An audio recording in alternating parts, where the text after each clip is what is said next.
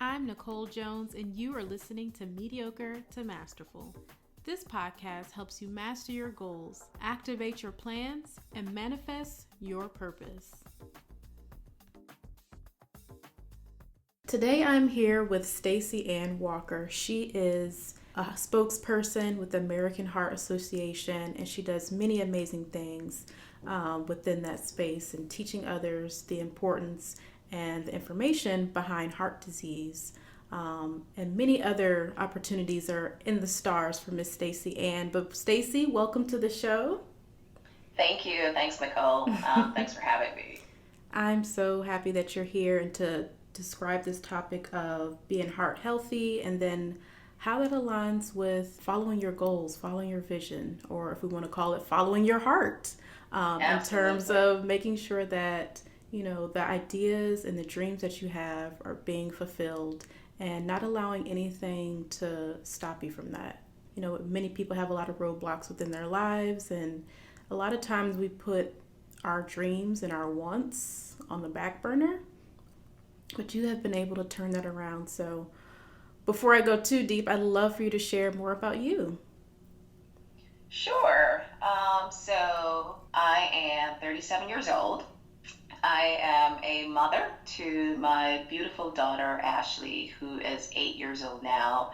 And you'll hear more about Ashley as I tell you more about my heart disease journey and my survivor story. I am a Jamaican because that is the core of who I am, but I'm also living in Hartford, Connecticut. As far as my work go, I am a healthcare consultant and project manager by day, working in the health IT space. And by night, I am a business owner, right? Because I'm Jamaican, right? I'm sure 2 more jobs. Shy, just 2 more jobs, huh? So I have my full-time job, and then I do have my side hustles. And a part of that is I'm the creator of the Heart Life Journal, which is an all-in-one planner for heart disease and stroke survivors. And I am also very, very excited because I am working on a wellness retreat for heart disease survivors, and we have our first one scheduled for this fall. So I'm super, super, super excited about that. And as you mentioned, I am the 2019 national spokesperson for the American Heart Association's Go Red for Women movement. And I am a 2-time open heart surgery survivor who's currently living with heart disease. To give you some background on that, I was 29 years old and pregnant with my daughter, Ashley, and I went into heart failure when I was pregnant. I had no history, or at least no knowledge of heart disease at the time, and it was life-threatening for both my daughter and I. Yeah. So there were a lot of complications towards the end of my pregnancy because I was in heart failure, and they did some tests and realized that she wasn't growing as she should. So they did an emergency C-section, and I had her on March 22nd, 2011. She was a tiny, tiny little thing. She was a preemie. She was 5 weeks premature, but she stopped growing at 30. So essentially 10 weeks, yeah.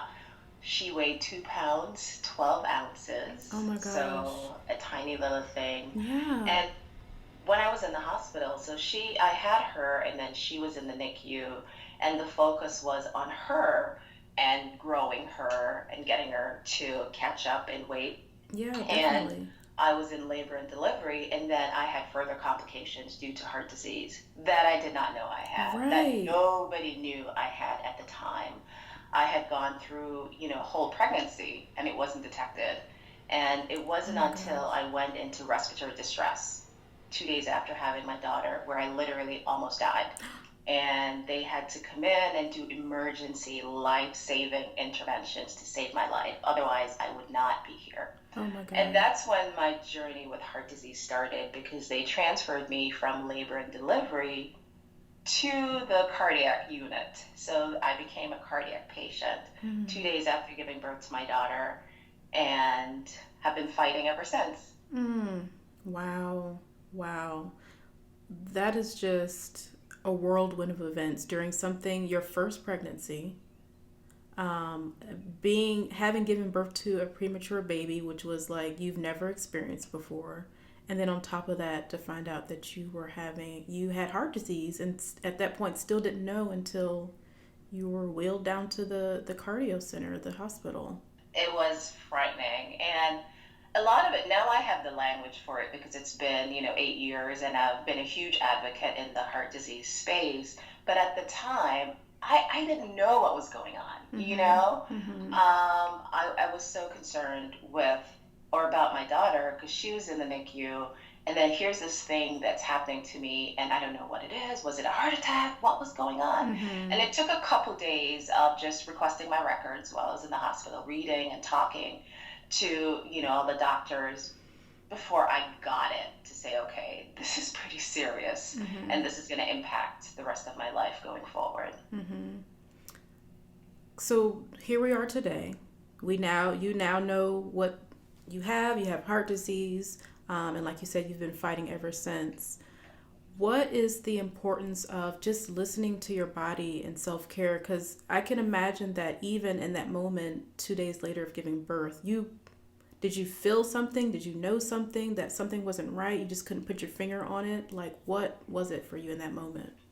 I did. And I think self care should be an important part of everybody's daily routine. As women, right? We're busy, we're moms, we have our careers, we're friends, we're daughters. There's so much going on. But it's important to really take time out for yourself, Yeah. to reconnect with yourself. And that's when you'll really be in tune with what's going on in your body. Mm-hmm. As for me, I did have some symptoms. The challenge, though, a lot of the symptoms that I had, and I discussed with my doctor at the time, they were similar to pregnancy symptoms, right? So the shortness of Wow. breath, the swelling, and all of that. So every time I would bring it up, my doctor said, "Oh yeah, no, that's normal. That's normal when you're pregnant." And in my case, it wasn't. So the other part I'd like to add to that is for us just to be relentless in getting answers and to really be advocates and to push. If you feel like there's something going on and you're not getting the response that you want from your doctor, seek out alternative, Mm-hmm. because just keep pushing because sometimes you're absolutely right. You feel like something's wrong and something is wrong, and it's hard to get people to listen, but you have to just be strong advocate for yourself. Yeah, definitely, definitely. That this reminds me of, and I can't quite remember what it was specifically, but Serena Williams also faced a similar situation during her pregnancy. I don't think it was heart disease, but I think it might have been like a blood clot or A blood something. clot, yeah. Yeah, yeah. Right. And Right, and that speaks to the bigger issues of just maternal mortality when it comes to women of color, right? So the healthcare system oftentimes just does not listen to us. And that is the challenge. And that's what I'm hoping will change over time, that they do listen to all women. mm-hmm, mm-hmm. Yeah, no, that's critical as we know from the numbers of mortality after birth. Well, here we are today. You are the spokesperson of the American Heart Association, and you have experienced a whirlwind of events between, giving birth to your daughter prematurely and everything that you experienced after that. Like throughout all of that, what now keeps you uplifted and motivated, and really you're inspiring others as well. What keeps you there, and or who keeps you there? So the one thing I would say, a couple things, but primarily it's my daughter. And I often say that she saved my life because she did. Oh, I yeah. was pregnant and dying and I did not know. Mm, And if it weren't for the fact that she was tiny and she wasn't growing and they wanted to go in and get her out in emergency, I would still be pregnant and dying and probably die. mm, So yeah. that part of it, every time I think about it and I think about the fact that how grateful I am to be here, Yeah. how whenever I share my story and my journey with other women, just the fact that I can have an impact on somebody else's life, that keeps me going. Yeah. I remember when I first started my journey, and I was a young woman, a lot of what I saw on the internet about heart disease disease pertained to old white men or older people. Mm-hmm. So there wasn't a community of young heart disease survivors sharing their stories. So that part of it really encourages me because every time I share my story, somebody else shares theirs, and we Mm-hmm. talk, we exchange ideas, and I learn from them. And we're creating this community of survivors speaking up and impacting each other. So that really is encouraging to me, for the overall message, which I want women to protect their hearts. I want women to focus on knowing all their risk factors for heart disease.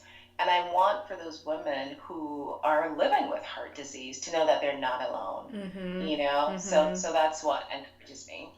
You know what I find really interesting about what you just said is the platform that you're using to share this information and encourage others to not only open up but feel okay that you are not alone in the situation. It's interesting that this is also Mental Health Awareness Month. So, from even a mental standpoint, you are helping not only women, but the men who may also be inspired by you relieve that stress or that built up angst that they might have inside, thinking that they're there or the only person dealing with a certain situation. Right. And it's overwhelming. Because there's things, if you're living with heart disease or you've gone through a major life event, there's so much that you have to process. And yes, you may have your family and your friends and they're your support system, but for some things it's really talking to and interacting with other people who've gone through it, Mm-hmm. who can really understand it, that provide that sense of relief for you. So Yes. Yes. yeah, just the more we talk, the more vocal we are about it and visible, then the more other people will step forward. So, Exactly. Exactly. And having that support system is just everything in situations like this. Just to move forward, just so it just gives you that peace of mind knowing, I can make it through this because I have this group of people that I can reach out to and know that I can make it out on the other end. absolutely. That is awesome. Well, what have you learned about yourself throughout all this? Like you found out about, now you had heart disease and then you started kicking off and helping others and kind of sharing your story. What have you learned about yourself throughout this process? Oh my God. I have learned so much. Well, two things that I just wanted to speak to. One, I've always been the strong, tough fighter, right? That's not new. But I think when you go through a major life event, it takes that strength to another level. So I've found for me, it's just I'm relentless. It's Yeah. no, whatever it is, I will get through it, no Mm-hmm. matter what the situation is. And I even find myself saying sometimes, you know what, I've gone through two open heart surgeries. I can take that. I can handle this, whatever it Right. That's the baseline now. That is is. baseline. Exactly, and I joke about it, but it's true. Yeah. So sometimes there are things going on in my life, and or stressors or work or whatever, and it helps me to put things into perspective because it's like, look at everything you've gone through, Mm-hmm. life and death, versus this nonsense over here Mm-hmm. that you're Mm-hmm. worried about. So it helps me just to remain strong and to put things in perspective. And the other thing I have developed more in just being vulnerable. So Mm. I've always been the type of person that it's either or, right? Either you're just this one tough cookie and you're just going through life, or you're this soft kind of vulnerable flower thing, right? Mm-hmm. And the truth is, it's great to be both. And that's what I'm learning, and that comes from me sharing my story. I've cried during presentations, Mm-hmm. talking about my story. Before, I would never do that.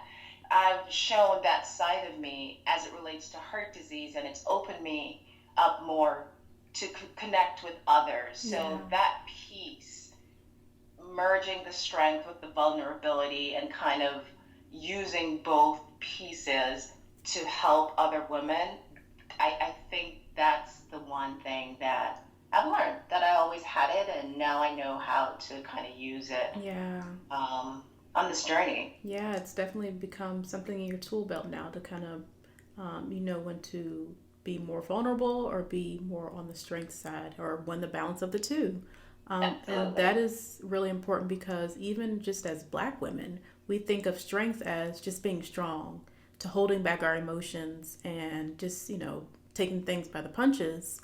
But that all strength is also being vulnerable as well. Like those two do coincide with one another. And it's so important too, because some of the more memorable connections I've had with other women has come from that. We sat and cried together as we talked about our stories, so it's really important. No, definitely, definitely. Like what you hear? Be sure to subscribe to our newsletter at mediocre-to-masterful.com for more tips and resources to help you reach your goals. And you can also follow us on Instagram at mediocre-to-masterful. Well, in researching you and looking up all the great things that you've done with the American Heart Association, I've seen you have been on the Today Show and different outlets. How did you come to be a spokesperson, a national spokesperson for 2019? How did that come about? So when I first was diagnosed years ago, and I, started Googling because that's what you do, a lot of the information that I got came from the American Heart Association, right? So over the years, I've been active with them. I've been on different groups and heart walks and things that they do to support their mission. And last year, well, every year, they have a group of women that they select for the Go Red for Women movement, which is a movement to encourage women to know their numbers and risk factors for heart disease. And the ultimate goal is to end heart disease in women worldwide. So they had a competition for entry into to be selected. So we all had to submit a 1-minute video talking about our heart disease journey. So I did that and was shortlisted, did a second interview, and then I was selected as one of the 8 women for 2019. Wow. And what that entails is that we're ambassadors, right? So we've gone through it. So everybody in my class, we've had either heart disease or stroke. And nationwide, we share our stories with other people to provide education about the risk factors for heart disease and stroke in women. So using that platform, I've been able to meet a lot of people and to be in a lot of spaces where it's important to really be a woman of color, because heart disease does impact African American women, and we're the one disproportionately who our outcomes are just terrible. So it's such an honor to be able to use my experience and use my voice to really help to bring awareness to such an important issue. That's amazing. And they definitely put the pressure on with just like a 1-minute video. Like I know, it was so weird. I'm like, I did the video and I was like, okay, well, I'm done. No.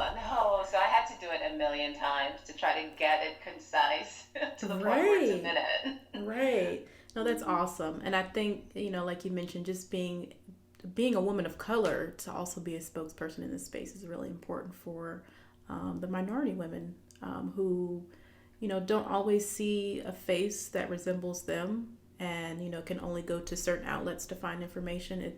I'm always grateful when companies and organizations branch out and show that, minorities are impacted and affected as well. So that was great that you are being able to be that really almost spearhead information to women who are looking for that. Absolutely. And I can also tell that you're super passionate about this mission and helping others and helping other survivors go through this.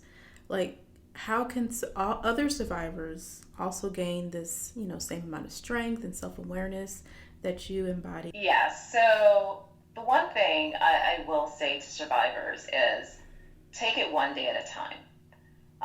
Because that's the key. It's overwhelming when something major happens, so a heart attack or stroke or a major health event. And there's a whole process that you go through for your recovery. And then, there's the physical health and there's the emotional health. The physical part of it, oftentimes, with treatment and everything else, we're able to manage. The emotional part sometimes gets neglected. And Mm. that is the part I will say seek out help. If you need a therapist, if somebody to talk to, because it does take time to really process and understand what you went through and what that's going to mean for the rest of your life. So Mm-hmm. that's one of the advice I would give other survivors. And two is understand everything you can about your condition.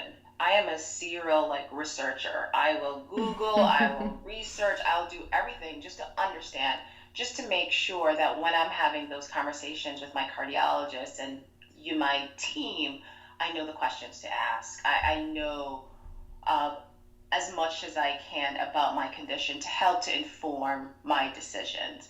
So I would say learn as much as you can about your condition and how you can cope with your condition.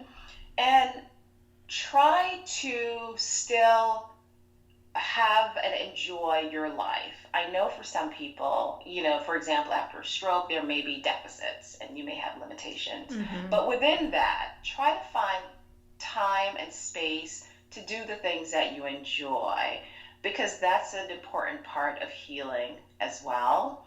And like you mentioned, I created a journal just for heart disease and stroke survivors because journaling really, really helped me. Mm. I am a, I have my diary and I write down my thoughts and my feelings and my emotions. And it was really therapeutic for me just to be Yeah, able to it go in is. and really write down whatever I'm feeling, right? So the good days, I write about them. The bad days, I write about it. And that's a form of therapy for me. So that's why I created the journal because it's an opportunity for other survivors to be able to journal, but also it has all the logs. So anybody who's living with heart disease can tell you we have to track or blood pressure or weight or heart rate, Mm-hmm. sodium and symptoms and all of the different trackers that you need as a survivor. So it's all in one place in the journal. So I'm excited. And a lot of survivors so far, they've written to me to say it's been very helpful to them. So I'm very excited to be able to offer Nice. that and to hopefully positively impact other Yes. survivors' lives. Yes, definitely. That's always amazing. It's always a great feeling when you have created a product or a service and you spend, hours on end creating and developing it and you're like, "Okay, now I'm about to launch it and release. Hopefully people receive it in the way that I was, creating it." And to get that feedback is just like, this is what that time was for. This is what those midnight hours of putting this together was for. Absolutely. It really makes it feel, worth it Yeah. because I've joked many times to say it was my second child, right? It's like, okay, I have this idea and I know it will be helpful because it helped me and I want to share that with other women. But then there's everything else that creeps into that, the doubt, the this, the that. So I'm very excited that I was able to go from the idea to the actual physical product and to be able to connect with other women and hear them tell me that this has been very helpful for them. And then Mm-hmm. the other part of that too is the Heart Life Wellness Retreat. That I've had that idea for so long. It's just what if I could create a space just for heart disease and stroke survivors, for women to connect, to create a bond, a sisterhood, for us to have fun, for us to hike and meditate and yoga and to reconnect and center ourselves. And that's how the Heart Life Wellness Retreat was born because I wanted that space for myself to bring like minded women who have been through similar experiences Mm-hmm. to really be able to connect with each other. And I'm very, very, very excited about this. The support has been overwhelming. So Oh. these are small retreats, 10 to 12 women. It's a Mm-hmm. traveling retreat, so we're going to different places. And we have the first one booked for October 25th to 27th, 2019. And Yay! let me tell you, all right, I have a lot of folks. They're like, oh, sign me up. So I'm very excited. So that's the newest project. Congratulations. Like that is amazing to already have that level of support and it's not even fall yet. It's like it's not even summer yet and it's I already booked. know. That is I'm excited. amazing. That's amazing. And the energy that's going to be in that room with that intimate group of people is just going to be powerful. Definitely powerful. And I think having those spaces, I mean, you pretty much, nailed it on the head with everything that you plan to introduce, but the energy in the room is just going to be powerful. The women are going to connect in so many ways, in ways that they probably didn't intend to going into the retreat, but they're going to come out of that retreat so much more revived and enlightened and inspired to keep going. Absolutely. So, well, that is awesome. So you have two additional babies. You have your journal and now the retreats. The retreats are going to be so awesome. And do you plan to do retreats? Is that annually or quarterly or bi-annually? What are you thinking about? Right. This? So for this year, I'm trying to see if I could get two for 2019. So one scheduled, and I'm working on schedule the other one, and then going into next year and beyond, I am hoping to do at least quarterly. So they're traveling. I'm going to start out with a couple in the U.S., different parts of the country. And then, if you're going to dream big, right? Right. Take it internationally. So we may do one in Jamaica. I was going to ask. Jamaica has to be on the list. Absolutely. I'm already looking at cottages on the beach. I'm looking at the Bahamas. So maybe one or two international ones each year and then a couple local. Awesome. That's amazing. Well, congratulations to you. I know they're all going to sell out each and every time. I hope so. And there's a social component to this too, and it's important for me to mention this because one, it's a business and, we're business people, we get it. But at the same time, it's so near and dear to my heart. So each year I'm offering up one free spot to a survivor for each of the for one retreat per year. We'll have one complimentary spot for a survivor.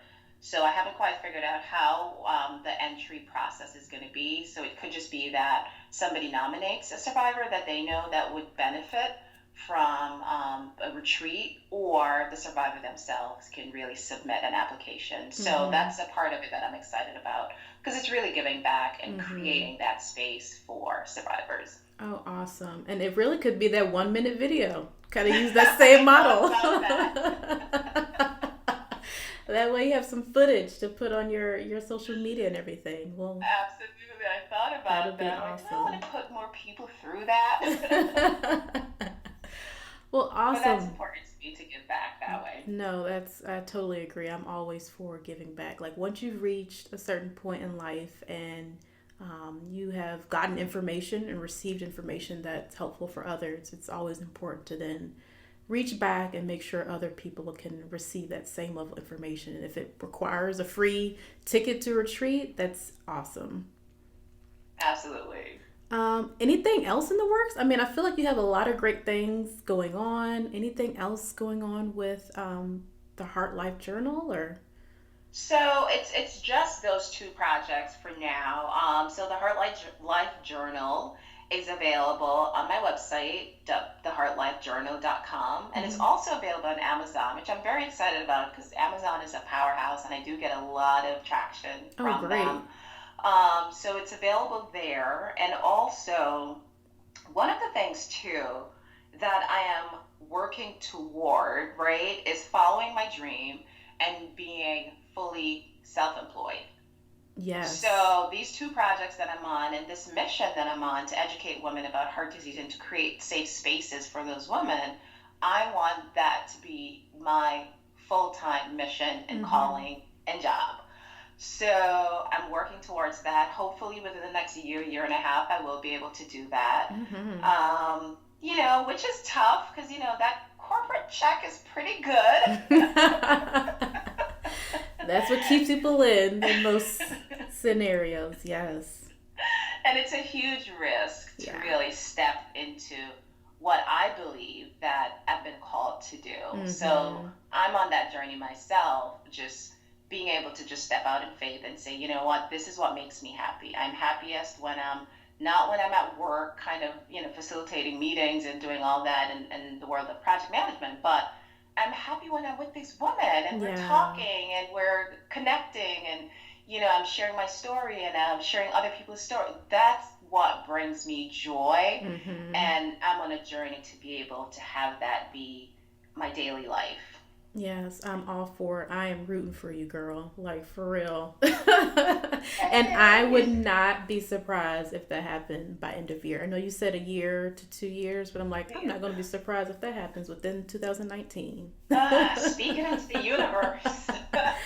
Yes, yes. Well, I'm sure a lot of people can attest to that as well. Like, they kind of feel in that boat where they're like 1 foot in, 1 foot out, and just really ready to just, step out on faith and go after what they know is true to their heart and what makes them happy. And in a lot of those cases, it's always something that's giving back. Giving back. So true. Yeah. Well, Stacey-Ann, how can people reach out to you and stay connected? So I am on social media, on Instagram. It's the underscore heart underscore life, just to connect with my main page. And if you're interested in the Heart Life Journal, it's the Heart Life Journal. The same for Facebook, it's the Heart Life and the Heart Life Journal. You could connect with me there. I'm always looking for other women who are survivors to share their heart disease stories as well. So if you're a survivor and you want to just shoot me a quick email, or if you have questions, I am always open to that. So I receive a lot of questions and I try to answer as many as I can, but I want that dialogue and I want us to start talking. So you send me an email at info@thehlife.org. That's info@thehlife.org. But yeah, email, social media, Awesome. you can reach me there. Awesome. Well, Stacey-Ann, I really appreciate having you on today and having this very important discussion and ways that you have turned it around and turned it into a tool to help and inspire other people. It's just amazing. So thank you. And thank you for having me, Nicole. And the one thing I will say, just to all your listeners, take care of yourself. Yeah. Find some time for self-care. Find some time, whether it's a walk, whether it's just listening to your favorite music or just, watching a movie. Make time for yourself because it's important. Yes. Yes. Thank you. Thank you.